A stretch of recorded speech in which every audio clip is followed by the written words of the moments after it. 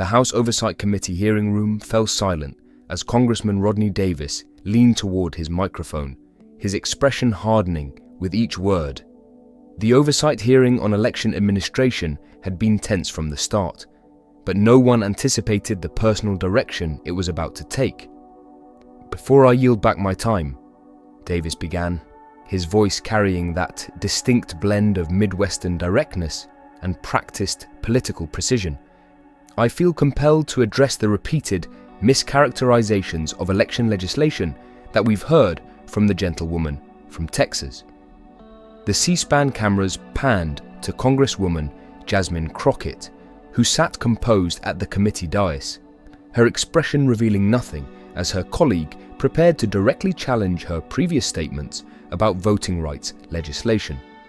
"Representative Crockett," Davis continued, gesturing toward a poster board his staff had just positioned beside him, "has repeatedly characterized state election integrity laws as, and I quote, a systematic attempt to disenfranchise minority voters with surgical precision." The poster displayed a collection of Crockett's past statements on voting rights from floor speeches and media appearances, carefully selected to appear most inflammatory when removed from their original context. "This kind of rhetoric isn't just divisive, it's demonstrably false," Davis declared, his voice rising slightly. The Georgia law she specifically criticized actually expanded early voting opportunities beyond what exists in her home state of Texas, and even beyond what exists in President Biden's home state of Delaware. Murmurs spread through the committee room as Davis continued his methodical attempt at public humiliation. Republican committee members nodded in apparent agreement, while several Democratic members shifted uncomfortably, recognizing the carefully constructed political trap that Davis had laid for their colleague. "Perhaps most troubling," Davis added, removing his glasses for emphasis, "is the gentlewoman's suggestion that support for basic election security measures like voter ID requirements is evidence of racial animus. This committee deserves better than such character assassination masquerading as oversight." The deliberate humiliation attempt was clear to everyone present. Davis had used his 5-minute questioning period not to question the witnesses about election administration, but to deliver a carefully prepared attack on Crockett's credibility, presenting her advocacy for voting rights as extremist and unfounded.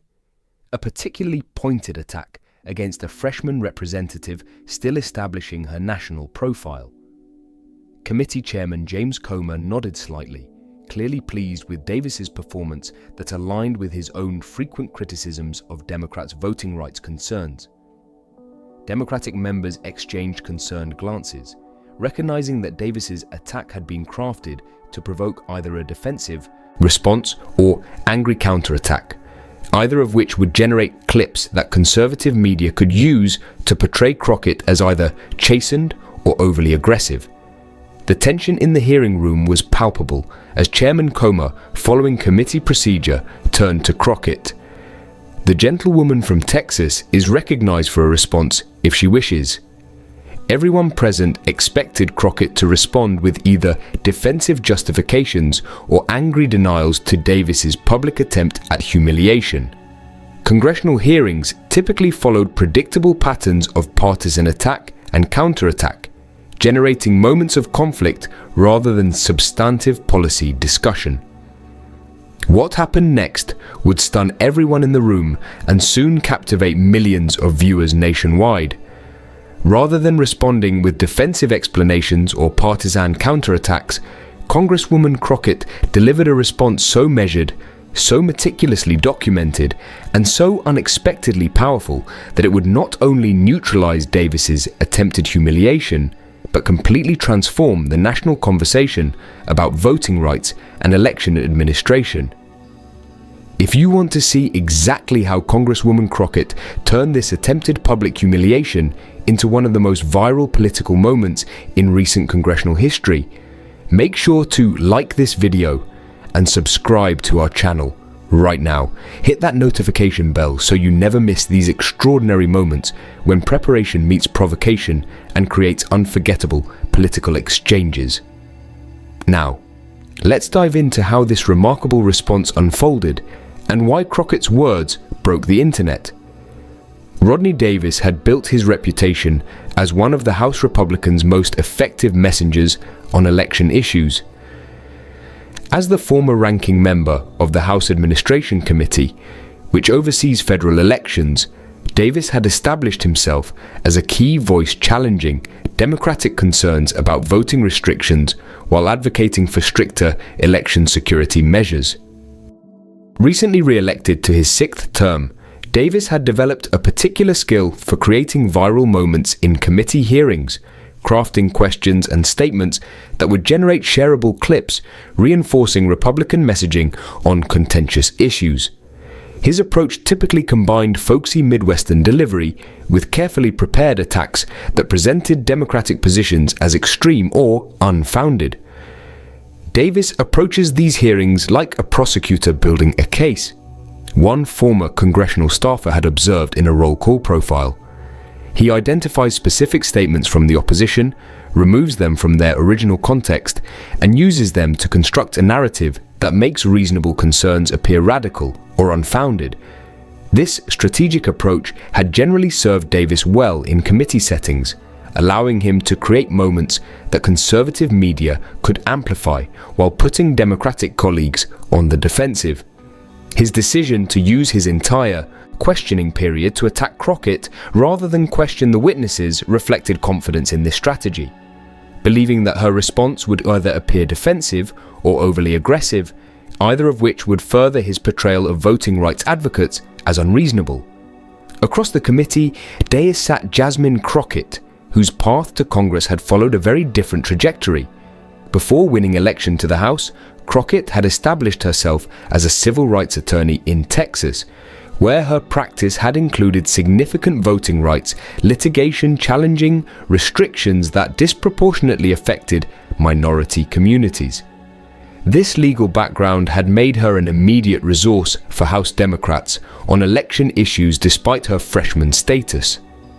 She approaches these issues from the perspective of someone who has litigated actual voting rights cases, a former legal colleague had explained to the Texas Tribune.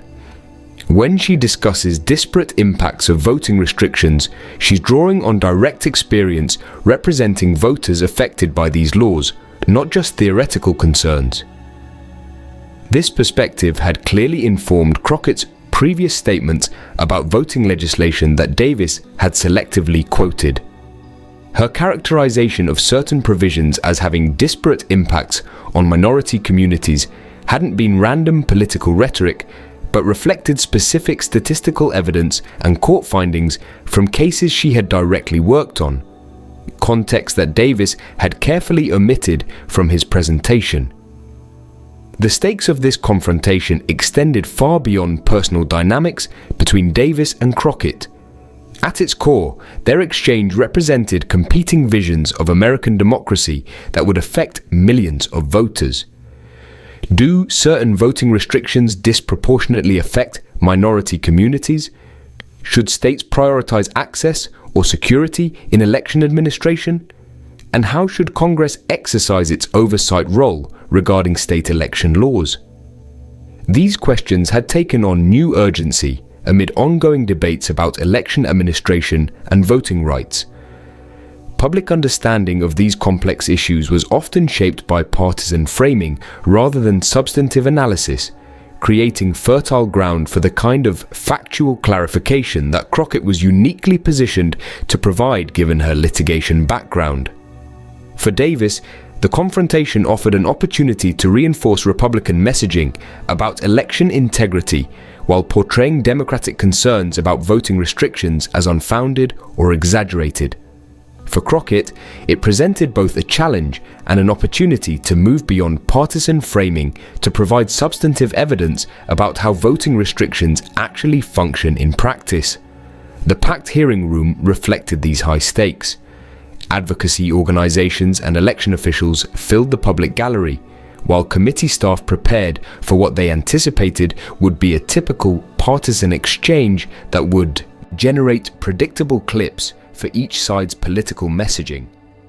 What none of them yet realized was that Crockett had anticipated exactly this kind of attack on her voting rights advocacy and had prepared extensively, not with defensive talking points, but with specific documentary evidence about the actual impacts of voting restrictions that would completely transform the framing that Davis had attempted to establish. "Thank you, Mr. Chairman," Crockett began, her voice carrying neither defensive justification nor angry indignation, but the measured confidence of someone comfortable with substantive debate. "I appreciate Congressman Davis raising these important questions about how we characterize voting legislation." This opening tone immediately shifted the dynamic. Rather than responding emotionally to Davis's attempt at public humiliation, Crockett had acknowledged the legitimacy of examining how we discuss voting laws, an approach that commanded attention precisely because it departed from expected defensive reactions. "I'd like to address the specific claim that my characterization of certain voting restrictions as having disparate impacts on minority communities is, as the congressman put it, demonstrably false," Crockett continued, opening a leather portfolio on the desk before her. "I believe this committee would benefit from reviewing the actual evidence behind these assessments." She extracted what appeared to be court documents. In the 2021 case of Brnovich versus DNC, even the conservative majority acknowledged that certain voting restrictions can create disparate burdens on minority communities. Justice Alito specifically noted that statistics about a disparate impact on minority voters are not enough by themselves, implicitly acknowledging that such disparate impacts do exist and can be statistically documented. This precise citation of Supreme Court precedent, from a conservative majority opinion no less, immediately altered the room's energy. Rather than appearing defensive about her characterizations, Crockett was methodically presenting legal authority that supported the factual basis for her concerns. "Regarding specific state laws," Crockett continued, turning to another document, "I have here the federal court ruling in North Carolina, NAOMLACP versus McCrory, where the Fourth Circuit found that the state legislature had requested racial data on voting practices and then crafted restrictions that would target African Americans with almost surgical precision." She looked directly at Davis. "My characterization of surgical precision wasn't hyperbolic rhetoric, but a direct quote from a federal appellate court finding. A finding upheld when the Supreme Court declined review. The precision of this response, directly addressing Davis's accusation by revealing that her inflammatory language was actually quoting federal court findings, visibly impacted committee members on both sides of the dais. Several Republican members who had been nodding during Davis's attack now appeared surprised that what he had presented as Crockett's extreme rhetoric was actually language from judicial opinions. As for Georgia's law expanding early voting beyond some blue states, Crockett noted, turning to another document, that comparison omits critical context about how voting actually functions in different communities. The Georgia law significantly reduced drop box availability in the state's most diverse counties while maintaining or expanding access in predominantly white counties. She held up a statistical analysis. This county-by-county impact assessment demonstrates that the practical effect of these combined changes was a 22% greater reduction in voting access for minority communities compared to non-minority communities, creating precisely the kind of disparate impact that raised legitimate concerns about discriminatory effect regardless of intent. This shift toward specific statistical evidence rather than general characterizations continued to command attention throughout the hearing room. What Davis had framed as unfounded accusations was being methodically reframed as evidence-based concerns supported by court findings and statistical analysis. Regarding voter ID requirements specifically, Crockett continued, "My concern has never been with the abstract concept of identification, but with specific implementation details that create documented disparities. The Texas law that I criticized accepts gun licenses but not student IDs from state universities, forms of identification that have statistically significant demographic differences among holders. She turned to yet another document. This peer-reviewed study, published in the Journal of Politics, demonstrates that when states implement strict ID requirements with limited acceptable forms, they create demonstrable disparities in access that correlate significantly with race and age, even when controlling for other variables. The hearing room had grown remarkably quiet as Crockett methodically presented evidence directly addressing each element of Davis's attack. What had begun as his attempt to publicly humiliate her through selective quotation had been transformed into a substantive examination of the actual evidence behind voting rights concerns, evidence that Davis had carefully omitted from his presentation. I'd also like to address the Congressman's suggestion that concerns about voting restrictions are primarily partisan rather than substantive. Crockett continued, her command of the exchange now complete. The bipartisan Carter-Baker Commission on Federal Election Reform, co-chaired by former Republican Secretary of State James Baker, specifically warned that certain restrictions could create undue burdens on minority, elderly and low-income voters. She extracted the Commission's report. The Commission emphasized that any security measures must be balanced with accessibility concerns and specifically recommended that states implementing ID requirements should ensure that all voters are provided convenient opportunities to obtain acceptable identification. Many of the state laws I've criticized explicitly rejected these bipartisan recommendations. This reference to bipartisan concerns, directly contradicting Davis's framing of voting rights as merely a Democratic talking point, further shifted the dynamic in the hearing room. Committee members from both parties appeared engaged with this substantive presentation rather than the partisan conflict Davis had clearly intended to provoke. Perhaps most importantly, Crockett said, her tone remaining measured, despite the mounting evidence contradicting Davis's characterization. My concerns about voting restrictions aren't abstract or theoretical, but based on direct experience representing real voters affected by these laws. She held up another document. This affidavit is from Mrs. Dorothy Harrison, an 84-year-old Texas voter I represented who was born at home in rural East Texas and never had a birth certificate. Despite voting for over 60 years, she was unable to obtain ID under the strict Texas requirements and was turned away from the polls in 2018. The personal example, connecting abstract policy debates to concrete human impacts, landed with particular force. Even committee members who might disagree with Crockett's overall assessment appeared moved by this specific illustration of how certain restrictions affected actual voters. Mrs. Harrison isn't a partisan talking point, but a real American citizen whose constitutional right to vote was impeded by restrictions that failed to accommodate legitimate circumstances beyond her control, Crockett noted. Her experience is statistically more common among elderly minority voters born in southern states during segregation, creating precisely the kind of disparate impact that legitimate voting rights concerns are based on. Chairman Cormier, clearly recognizing that the exchange had evolved far beyond the partisan attack Davis had intended, attempted to intervene. The gentlewoman's time has expired. Mr. Chairman, Crockett responded, I was given time to respond to direct criticism of my statements and character. I believe committee rules allow me to complete that response. Several Democratic members immediately cited relevant committee rules, and Comer reluctantly nodded for Crockett to continue, recognizing that cutting her off mid-response would only generate more attention for her systematic dismantling of Davis's attack.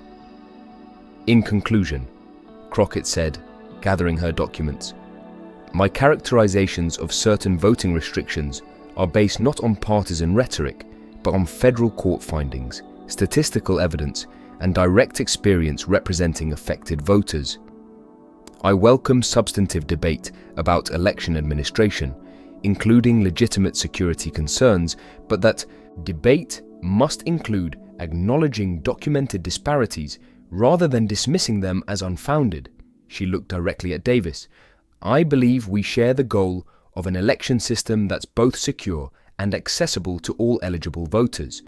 Achieving that goal requires honest engagement with evidence about how policies actually function in practice, rather than selective presentation designed to discount legitimate concerns." The hearing room remained completely silent as Crockett concluded this measured, evidence-based response to what had been intended as public humiliation. What Davis had clearly designed as a moment to diminish her credibility had instead become a showcase for her substantive expertise and methodical approach to policy evidence, transforming attempted humiliation into one of the most effective displays of congressional preparation and substance that committee observers had witnessed. Davis himself appeared visibly uncomfortable, clearly unprepared for this level of specific documentary evidence contradicting his characterization of Crockett's voting rights advocacy. What he had framed as an opportunity to portray her concerns as extreme or unfounded had evolved into a moment where his own selective presentation was being systematically exposed through precise reference to court findings and statistical evidence he had omitted. Chairman Comer, recognizing the unexpected direction the exchange had taken, quickly moved to the next questioner. "The gentleman from Georgia is recognized for 5 minutes." As the hearing continued, committee staff could be seen on their phones already responding to the explosion of social media attention the exchange was generating. What had been intended as a typical partisan attack had transformed into something far more substantive, and in the process created exactly the kind of viral moment that would shape public understanding of voting rights issues far beyond the committee room itself. The impact of Congresswoman Crockett's measured, evidence-based response to Congressman Davis's attempted humiliation was immediate and far-reaching. Within hours of the hearing's conclusion, clips of the exchange had gone viral across social media platforms, with political observers from across the spectrum acknowledging the unusual substance of the interaction. What we witnessed wasn't just an effective response to partisan attack, but a masterclass in evidence-based policy discussion, noted political analyst Amy Walter. Representative Crockett didn't just reject Davis's characterization of her voting rights concerns, she systematically presented the court findings, statistical evidence, and personal examples that substantiated those concerns, transforming what was intended as humiliation into substantive education about the actual impacts of voting restrictions. The viral spread of the exchange reflected public hunger for substance over theatrics in political discourse. Comment sections across platforms revealed viewers from diverse political perspectives expressing appreciation for Crockett's substantive approach, responding to attempted humiliation with documented evidence rather than partisan counterattacks. "I typically vote Republican and support voter ID," wrote one typical commenter, "but I appreciate how Representative Crockett focused on specific implementation details and actual impacts rather than just general opposition." The example of the elderly voter and the statistical county-by-county analysis were more informative than anything I've heard in these debates.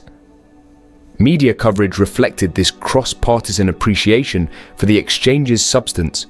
Headlines like "How Crockett Transformed Attempted Humiliation into Civic Education" and "From Attack to Analysis," the House Exchange. Everyone's talking about captured how the confrontation had elevated public discourse about complex policy issues, typically reduced to simplistic, partisan framings. For Davis, the aftermath brought unusual challenges. A congressman known for creating viral committee moments had indeed created one, but not the kind he intended. Conservative media outlets that typically amplified his committee performances now faced the awkward task of covering an exchange where his selective presentation had been methodically exposed through the specific evidence he had omitted. Davis encountered something rare in congressional hearings, an opponent who responded to attempted humiliation with precisely the documentary evidence his attack had deliberately excluded, observed congressional reporter Jake Sherman. That approach completely disrupted the typical dynamic of these exchanges, demonstrating why evidence-based responses are often more effective than partisan counterattacks. Policy experts noted that the exchange had potentially shifted the broader conversation about voting rights by focusing attention on specific provisions and their documented impacts, rather than abstract partisan framing.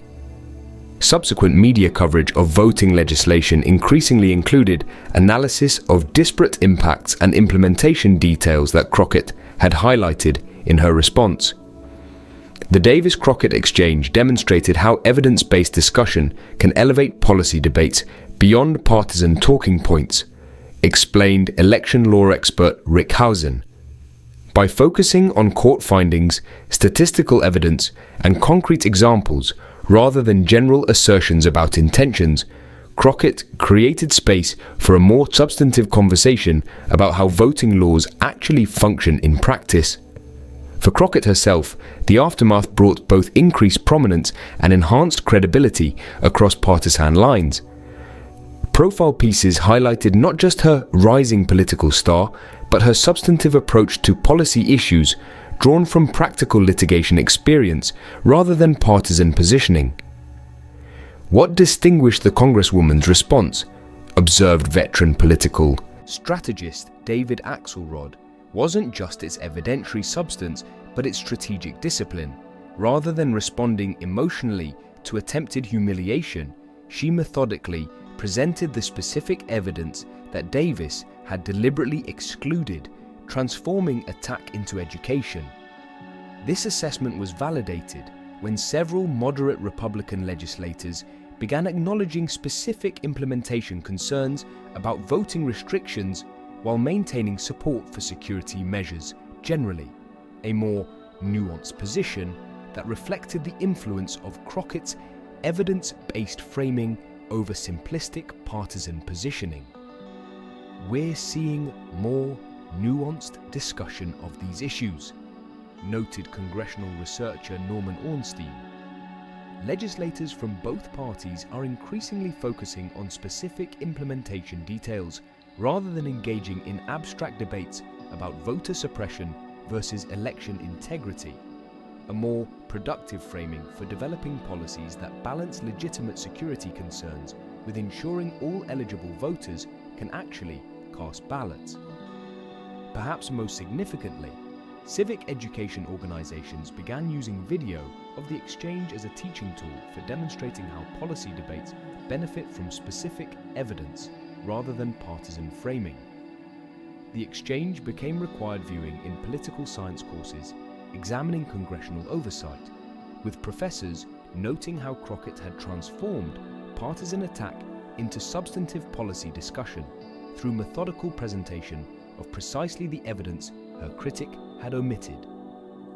The exchange offers valuable lessons about evidence-based policy discourse, explained political science professor Jennifer Victor.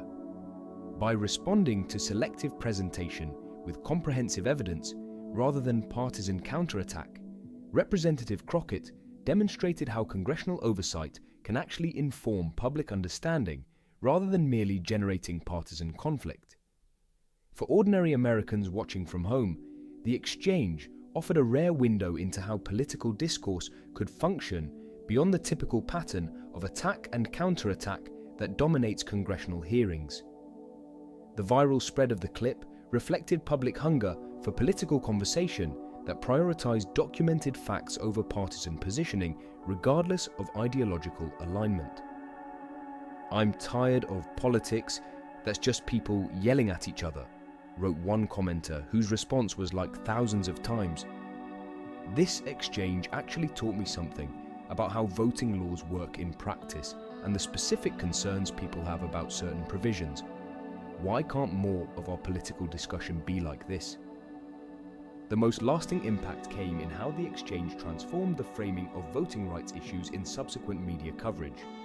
What had typically been presented as a simplistic partisan disagreement between Republicans concerned about security and Democrats concerned about access evolved into substantive examination of specific provisions, implementation details, and documented impacts, precisely the evidence-based approach that Crockett had modeled in her response to attempted humiliation. The Congresswoman demonstrated why practical experience matters in policy debates, observed voting rights lawyer Sherilyn Ifill. By connecting abstract policies to their concrete impacts, supported by court findings and statistical evidence, she transformed what could have been just another partisan clash into a genuine educational moment about how voting rights function in practice. As for the House Oversight Committee itself, subsequent hearings featured noticeably more substantive discussion of policy impacts rather than partisan positioning, an evolution that committee members privately attributed to the viral response to the Davis-Crockett exchange. What had begun as an attempted humiliation had ultimately elevated the committee's approach to its oversight responsibilities, demonstrating how even the most partisan attacks can become opportunities for substantive policy education when met with the right combination of evidence, preparation, and strategic discipline. If you found this breakdown of the Davis-Crockett exchange informative, please hit that like button and subscribe to our channel for more in-depth analysis of the most consequential congressional exchanges. Click the notification bell to make sure you never miss our coverage of the moments that transform political discourse from partisan theatre to substantive policy discussion. Your support helps us continue bringing you detailed analysis that focuses on policy evidence rather than merely political conflict.